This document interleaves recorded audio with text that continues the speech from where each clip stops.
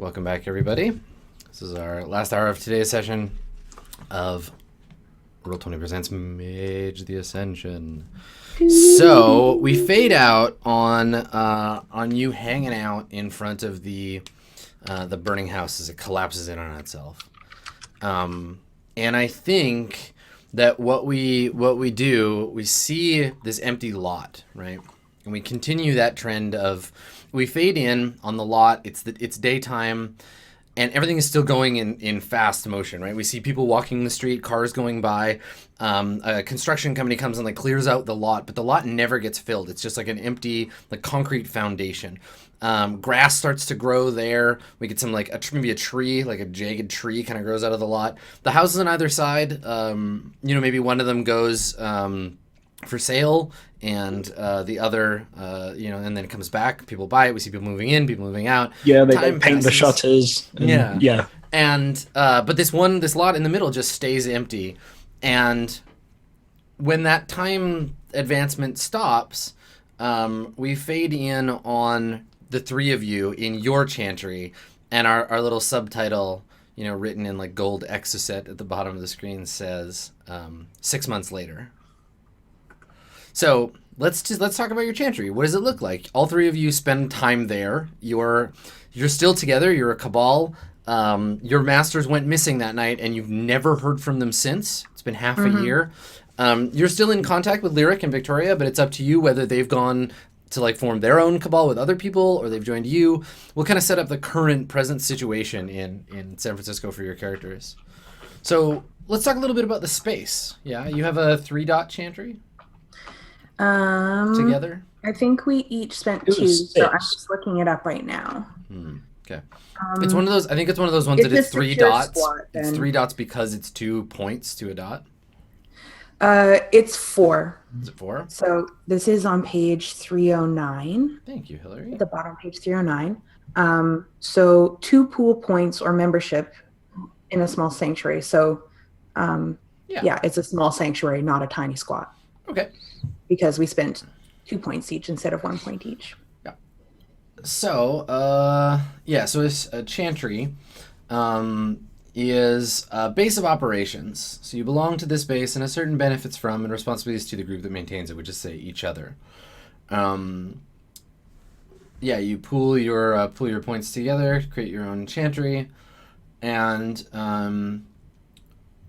what form does it take? This talks a little bit about how it could be like a rural woodland grove, or an abandoned movie theater, or a secluded laboratory, or an office building, or a Viking longhouse, or a law firm, or whatever. Whatever. Yeah. So the place can be kind of whatever you want, and you can have it tied to...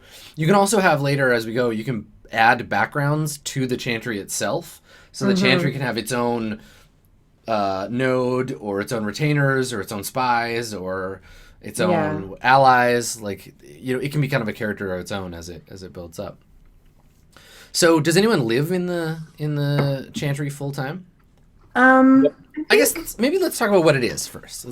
So what kind of place would the three of you join together? And it doesn't have to be, you don't have to live there all the time or work there or anything, but it's like a clubhouse essentially. I feel like maybe because it's like a small house, not a squat kind of thing, right? So I feel like my thought is that I was living in a house with a bunch of other people, and a bunch of them wanted to move out and get a house in Oakland. And so I just kept the rest of the house, and we've just been paying rent for the whole house basically.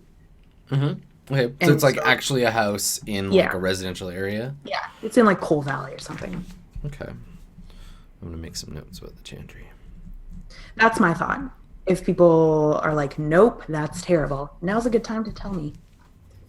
And a storyteller.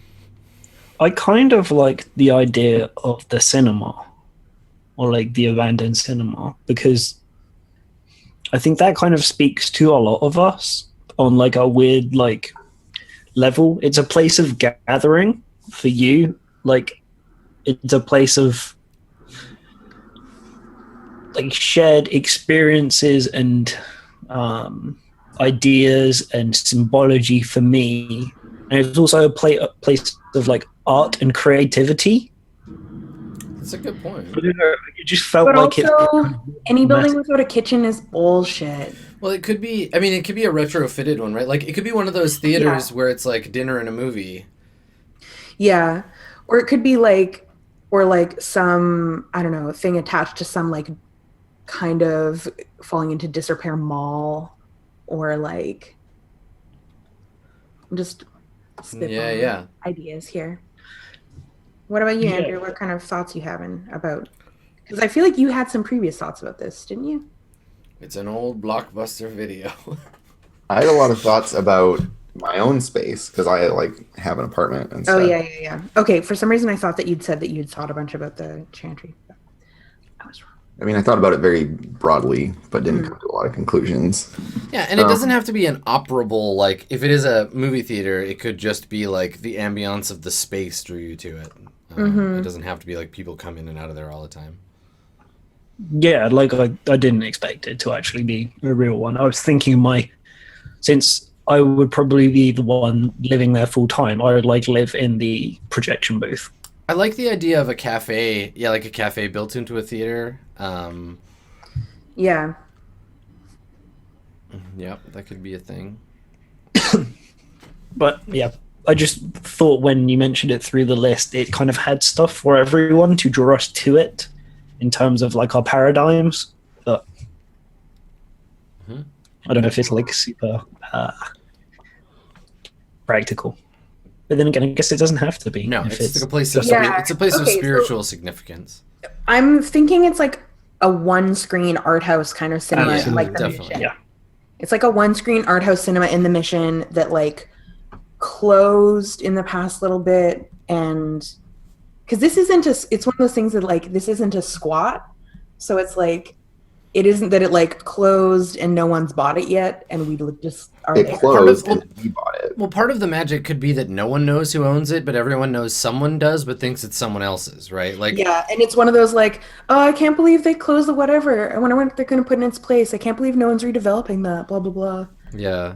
And And maybe everyone has like a vague memory of having gone there, but no one can remember what they saw or. Yeah. Well, do we still like? Do we run it, or are we just like the punk anarchist art house theater? I mean, you certainly could. You would have to. I think you'd have to have other people like do the basic stuff. But I think maybe you have events there occasionally. Like it's not open all the time, but like someone will walk by and there'll be like people inside, or the cafe will have people eating, and they'll be like, "I thought this was closed," and then the next day everyone's gone again. Yeah. Okay, yeah, that I can get behind. Yeah, My character like makes their living in part by being an artist. And Sure, so they you can hold gallery space. Yeah. Like art shows and stuff, Yeah. I like it. Yeah. which I can cater for you. Well, exactly. So yeah, this could be a great. I think that is a good setup. Yeah, I do Yeah. too. Okay. I'd really like to relocate my sanctum to the projection room.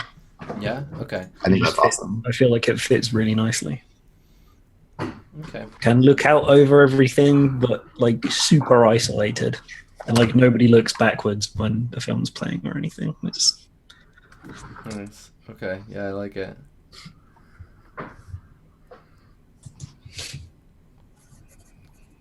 I'm just reading our sanctum, a place where you get away from it all. So it's a nested. So your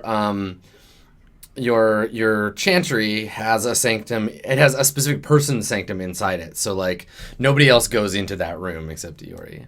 Yeah. Yeah. Yeah, I wouldn't want to go into it. no.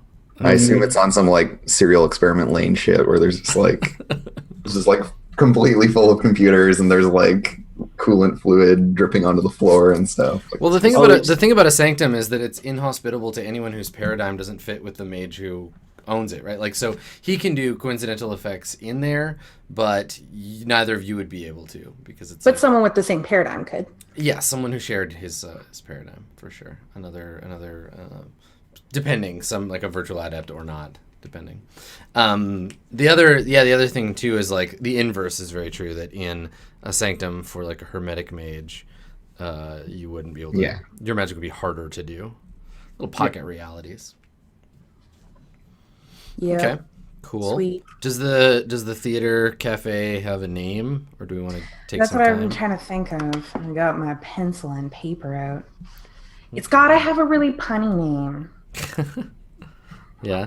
Not like because a Rooms lot and of Views, or like something else terrible. Brews and Views. That's the first thing I thought It's of. It's good not in the worst but possible I did way. think of it. So, Because a lot of the You don't want time, to have it just be like the blank theater. a lot of time little theaters are called just like the blank or whatever. Exactly. Like the Majestic Or the Stanley, or the yeah. those have like a name or a place name, like the High Street Theater or something. The Enchanted Cinema. it's a little on the nose, I feel.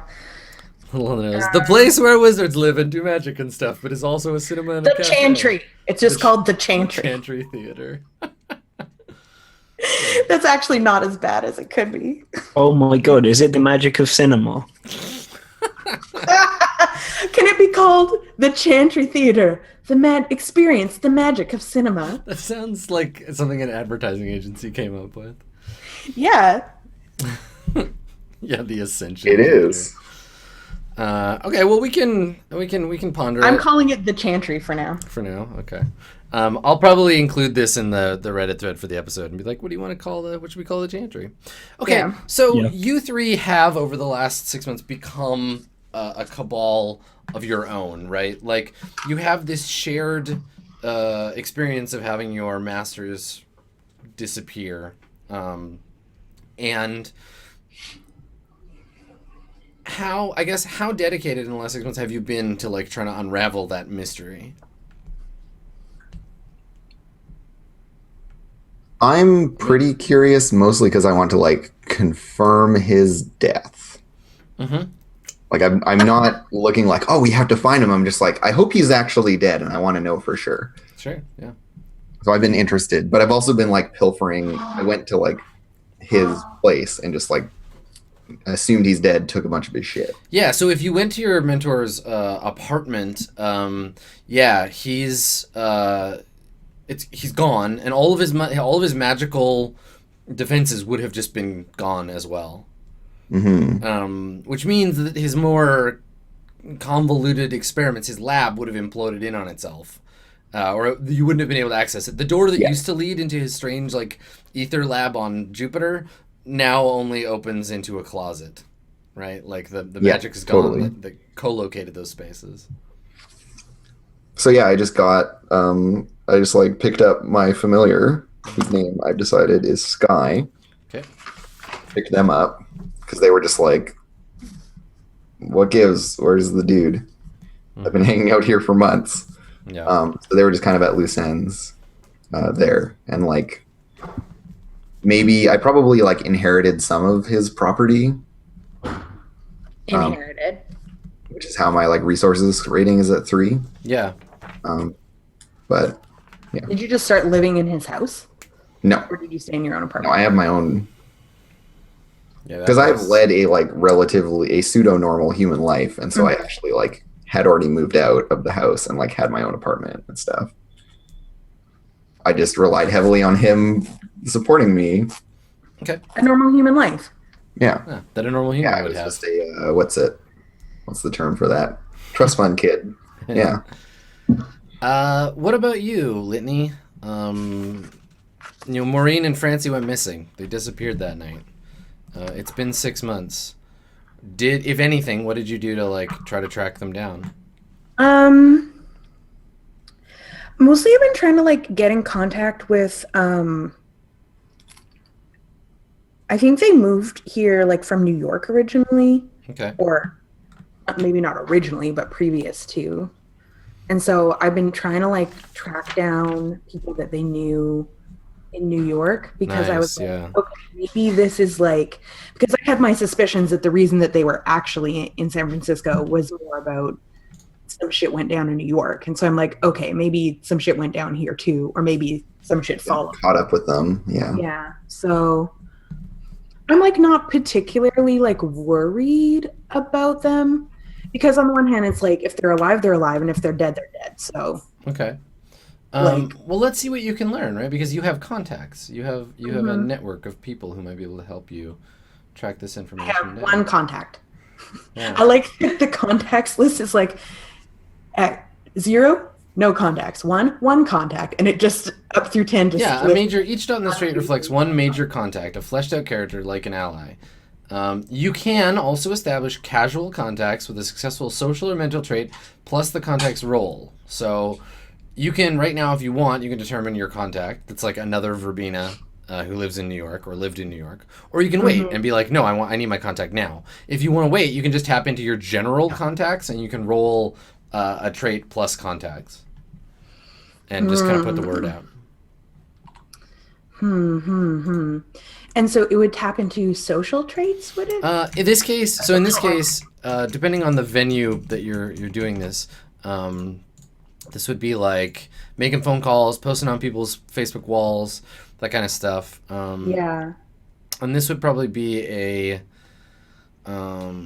perception and contacts, I would say, because you're trying to. Yeah. Yeah. So, okay, so I think that the way that Maureen and Francie originally found me was that I was working at this restaurant and like they noticed that like they'd come to the restaurant a few times and then like asked to like visit the kitchen or whatever because they had like noticed something in the food or whatever and like tracked me down basically through that. Okay. But I feel like I'd seen them meet with, like, there was someone that I recognized. Okay. And, like, I had tried to, like, ask them about, but they were very evasive. So I think there's someone who lives in town. Okay. Who I suspect is another Verbena. Okay. Who might have more information. So I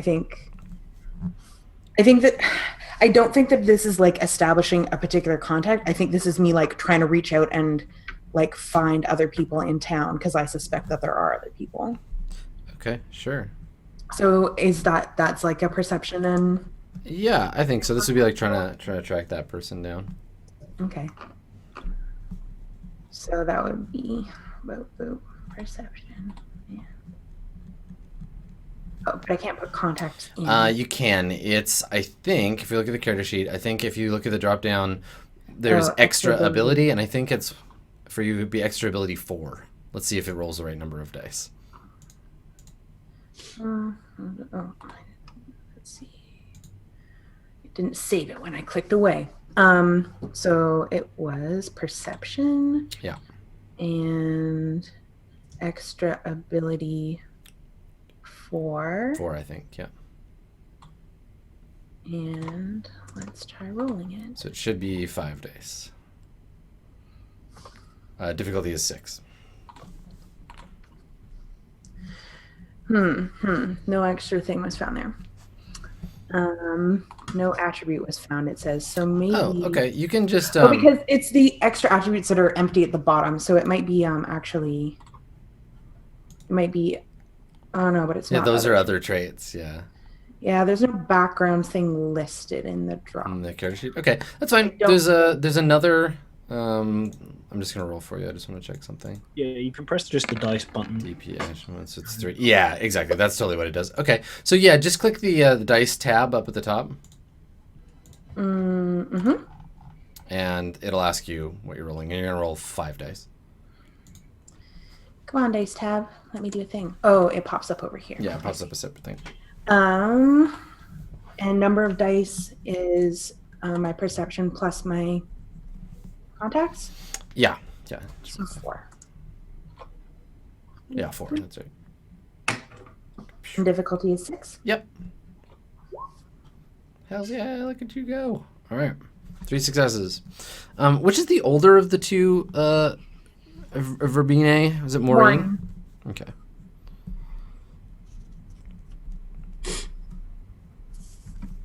Yeah, she's in her like 60s. White lady. Kind of a little bit hippy dippy, you know? Little commercial drive.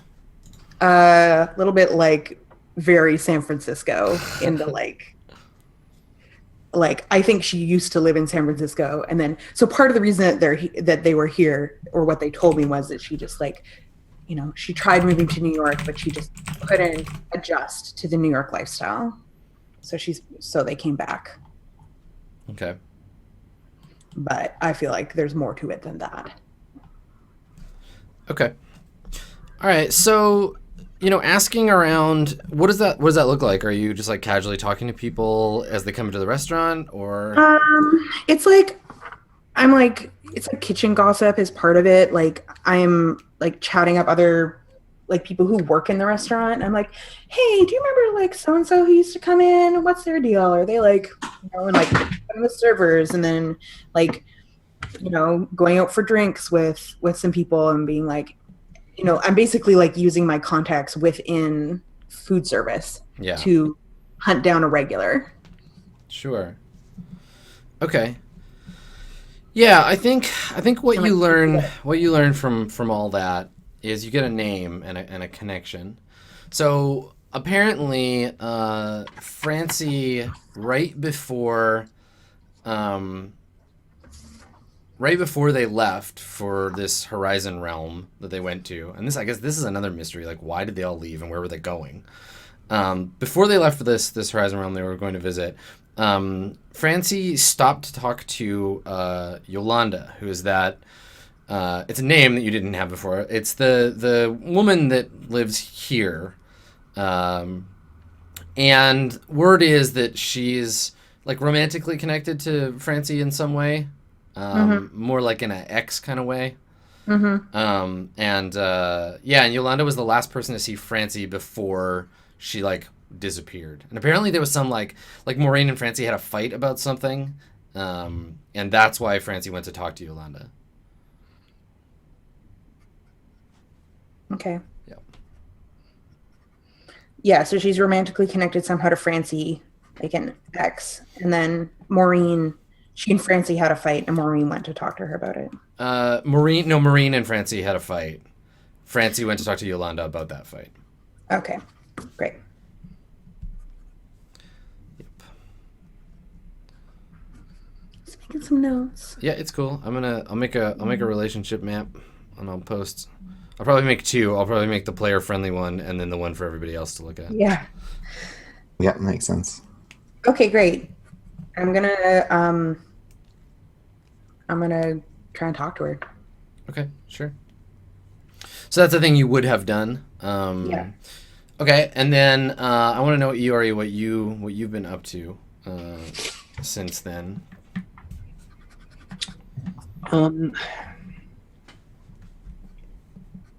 I think it's a time for Iori of like starting to get his shit together. Okay. Like before he's had magic and he's enjoyed this kind of easy life, sort of like half sponging off a friend. And something significant enough has happened that he has to think about like the future and what's going on, and it's clearly like just bigger than him on his own, so it's kind of become like an actual story arc for him, Right. and there's that kind of excitement that it's almost a quest beginning, but also like recognizing that's really stupid and he feels a bit dumb for thinking of it like that, but it's been kind of the like the little push that he needed to kind of start doing stuff. And I think during this 6 months, he's gone from just being the nerd. This is when he's like started training physically, and this is when he's starting to get like the dexterity and learning to sword fight and stuff. And he totally learns to sword fight from since they're in a theater, like getting parts of an old projector, putting it back together, and like watching films and like action, like Nice. anime stuff. That's awesome. He's picked up fighting styles off characters. Cool. So he probably got some of the prop weapons there as well. He's like learned how to do all like, probably has like a keyblade as well, because Lots of Iori like fighting on the stage in front of the. I just love the idea of like, yeah, you standing on the stage with the movie projected behind you and your shadow perfectly cast over a character as you like Yeah, move that's You're great. around. fighting. Because Yeah, it's and, like, definitely if- the kind of movie theater that has a little stage in front. Yeah, How else? And if anybody like comes in, if anybody came in though, I would stop immediately and pretend I wasn't doing anything. Right. Like Yeah. no one's allowed to see this, but I'm doing it. It's Yeah. important. I love that mental image of like the dark theater, but then you like standing perfectly where the character, like your shadow on the character. It's so cool. Yeah. Cool. Okay. So have you stayed in close contact with, or not at all, or like a little with Victoria and Lyric? I don't mean- trust Lyric at all. Okay. So I it would would have be stayed in contact with Lyric. Okay. Yeah. I mean, obviously, there's And reasons. probably begrudgingly Victoria also. Yeah, Victoria is maybe the most of the five of you, like, about pursuing, like, what happened. Yeah. She's also part of a tradition that is fairly, fairly well organized. Mm-hmm. But Victoria has come to you before, I think, like, anyone who will still talk to her, being, like, frustrated and angry about how nobody is, like, she's like, she can't get anything done and no one will listen. And she thinks she's being ignored on purpose. like nobody within the Hermetic Order or whatever? Yeah.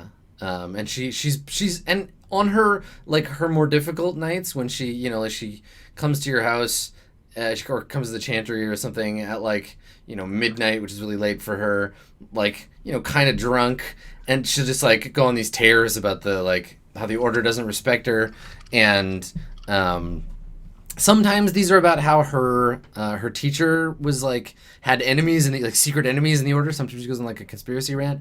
Other times she'll just talk to you about how hard it is to be like a woman in the Order of Hermes. But she is like driven to like solve this mystery. She's taken it very personally. Yeah. I think it's definitely one of those, like, I am the Felix to her Allison in those moments. Yeah, If you know what I mean? definitely. Like, she's like, I just can't. I'm like, okay, all right, let's make you a drink. There, girl.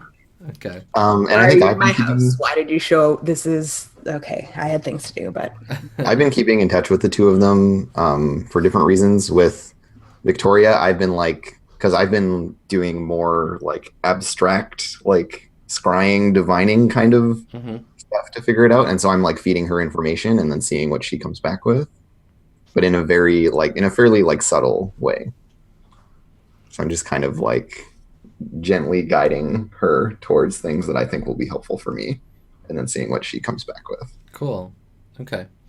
I think that as for like Lyric comes and goes. Lyric never really leaves like the Bay Area, but I think that the day after, when it wasn't obvious like what was happening or where they went, Lyric kind of just was like, these things happen. Like in her tradition, sometimes people wander off into, you know, lands where time no longer exists and forget about humanity forever, or like go on a spiritual journey to the center of their psyche and never come back. Like she's just like, meh.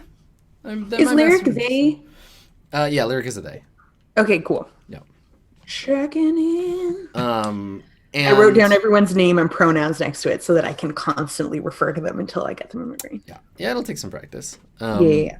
And they just don't care. They're just like, I mean, these things happen. But hey, y'all are still my buds, so like, let's hang out. And I think that Lyric has organized events at your chantry before.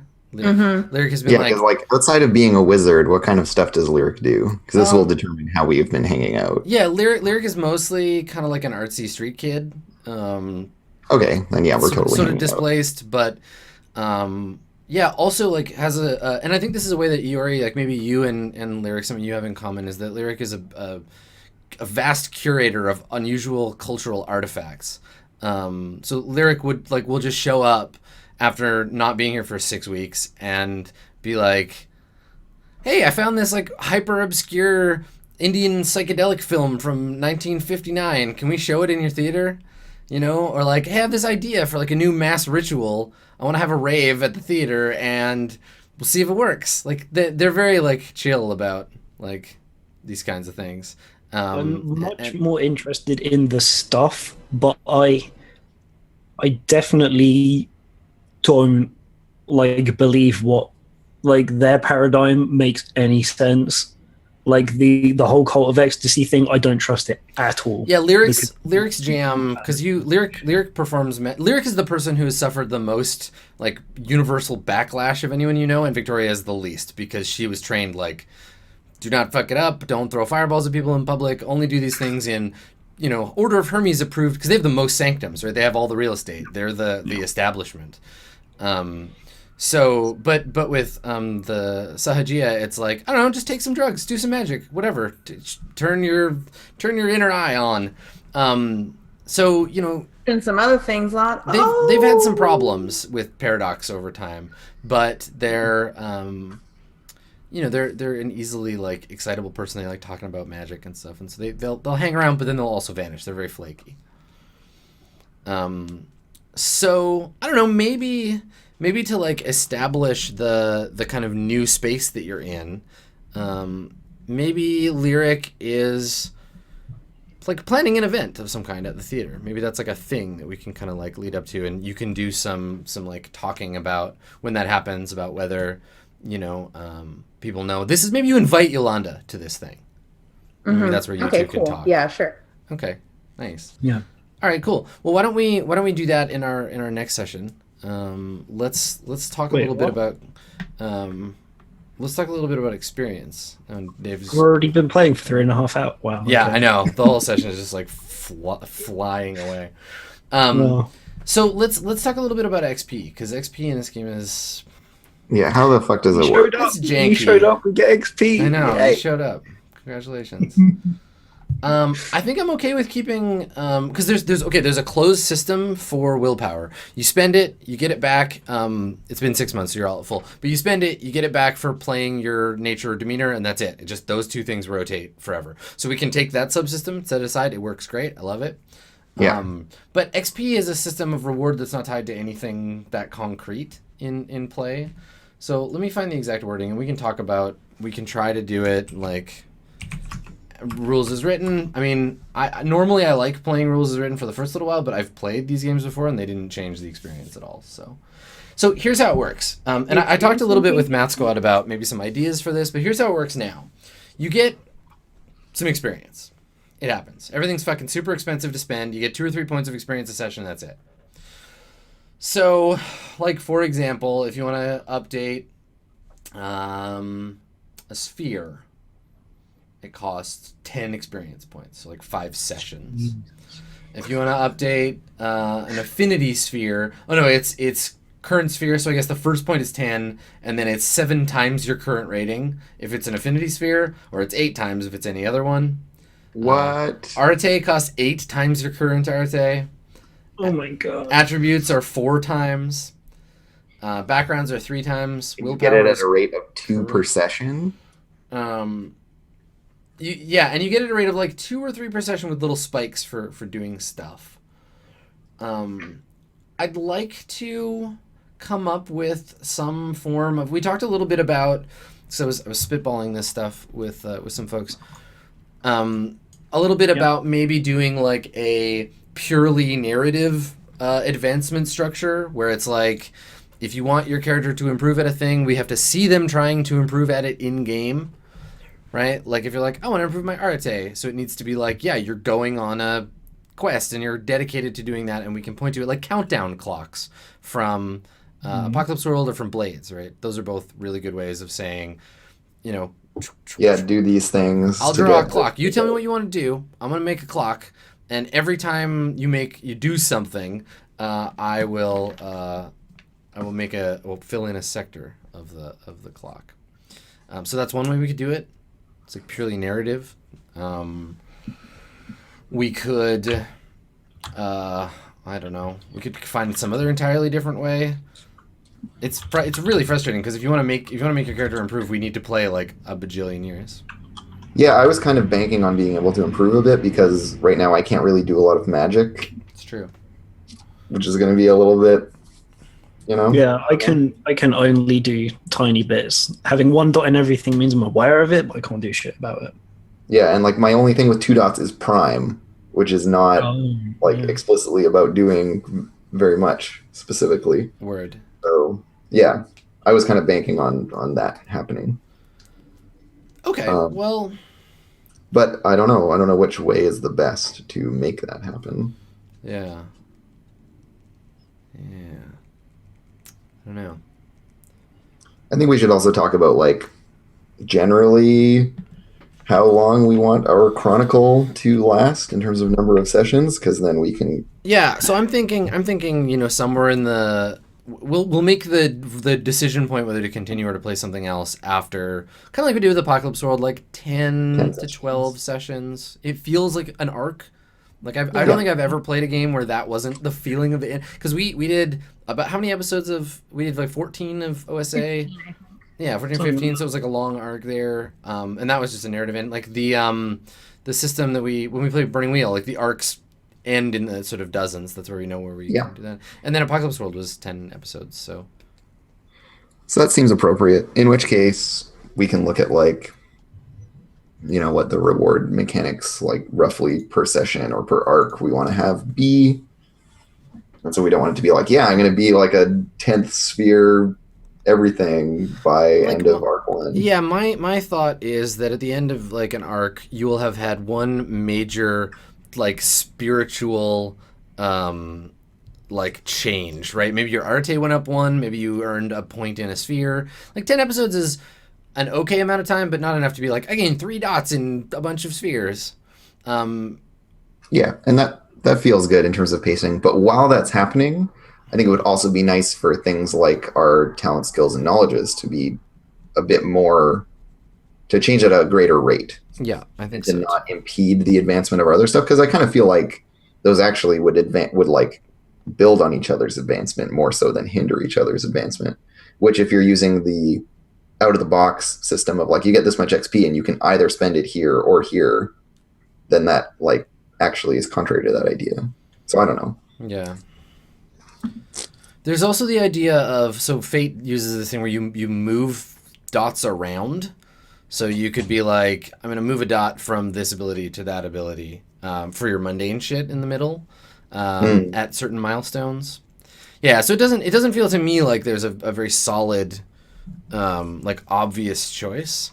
I want to look at the character sheet for a second. Let me just take a look at that. So like, I feel like if we're breaking the sheet down, the attributes, so physical, social, and mental attributes, those should change very slowly. Yes. Yeah. I feel like abilities, talents, skills, and knowledges, we could afford to have those advance more quickly, but we also don't want to be like, cool, now I have 5 in all the stuff I give a shit about, and I don't care about anything else. Mm-hmm. Yep. And maybe we could slow those down. Maybe we could say, once a session, you can add a new... Well, so adding new would be narrative, right? It'd be like, show how your character learned this with a scene.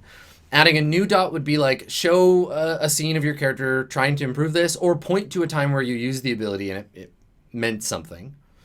And then maybe we could slow it down or find some way like between 3 and 4, it requires 2 scenes, or between 4 and 5, it requires 3 scenes of those things.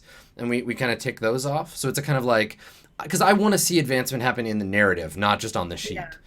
Yeah. Because the problem with gaining XP, you could be like, cool, I've got a 1 in guns, and all I do the whole game is talk to people, and suddenly I'm the best at guns, right? Like I want to see narrative, like scenes of those things.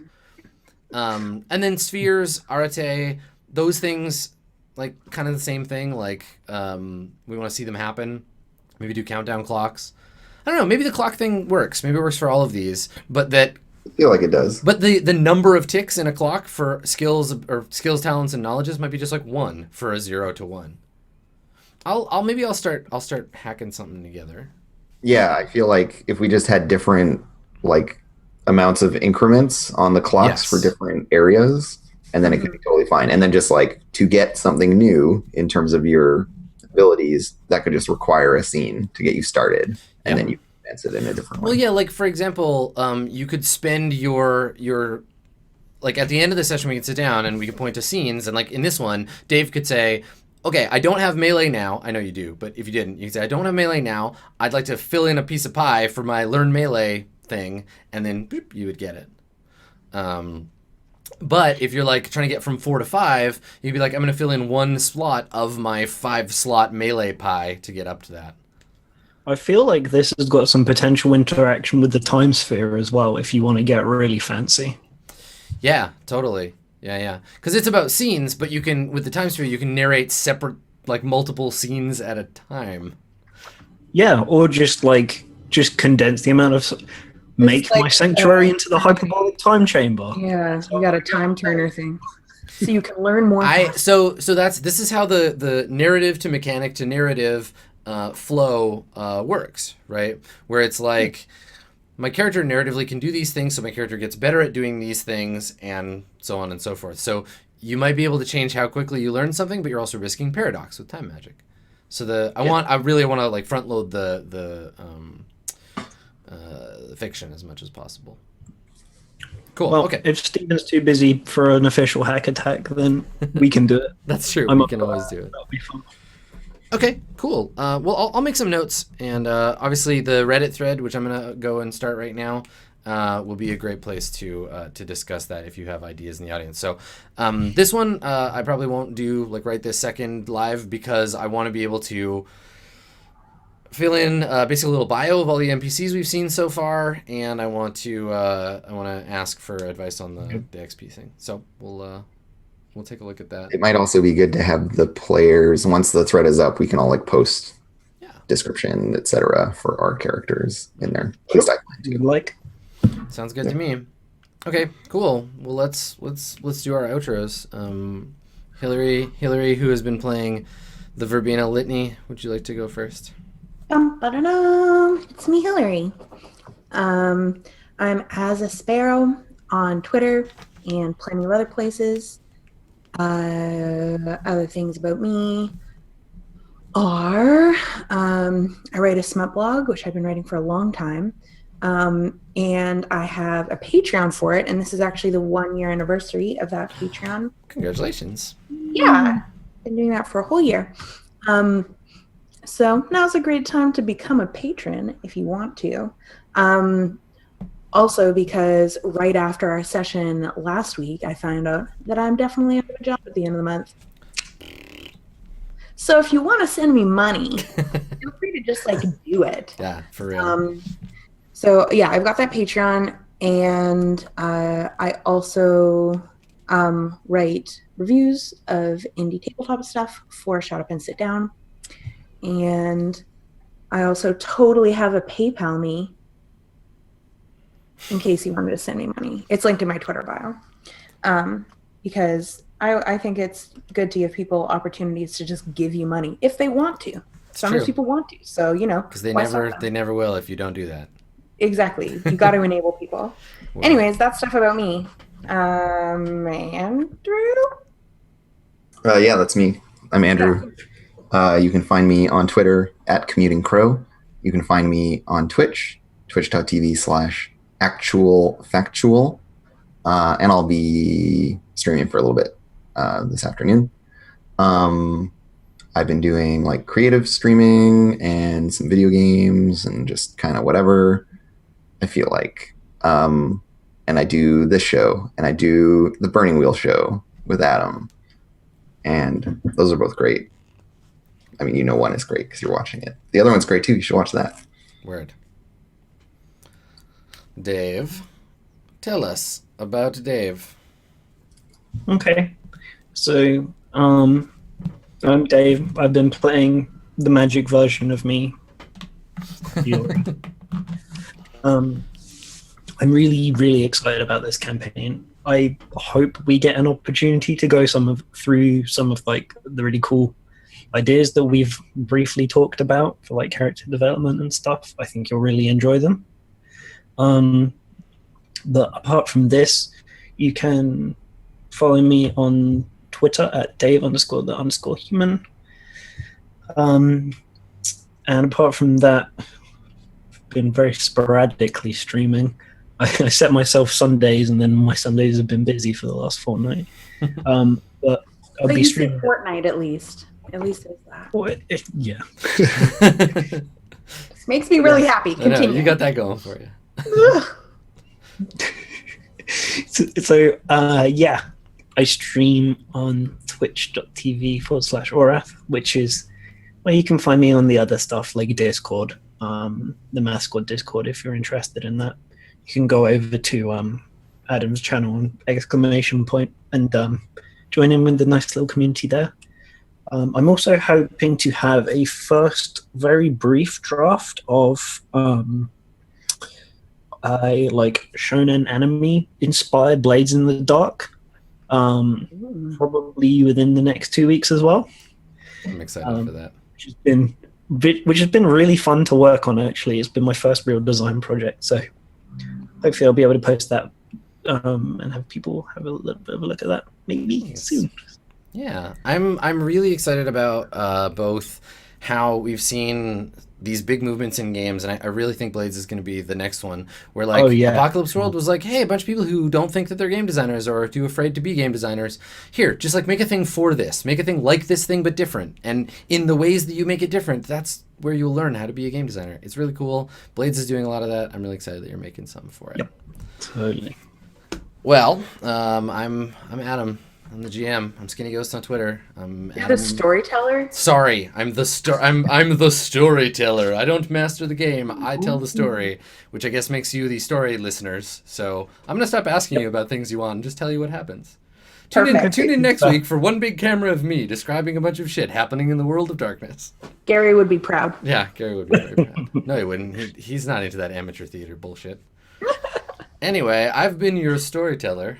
If you want to tune in for more role-playing game action, just throw us a follow right here, twitch.tv/roll20 app, or you can visit our YouTube if you want to watch all the background stuff. We do 2 shows. I run 2 shows a week, so this guy and Burning Wheel, which we play on Friday at 5.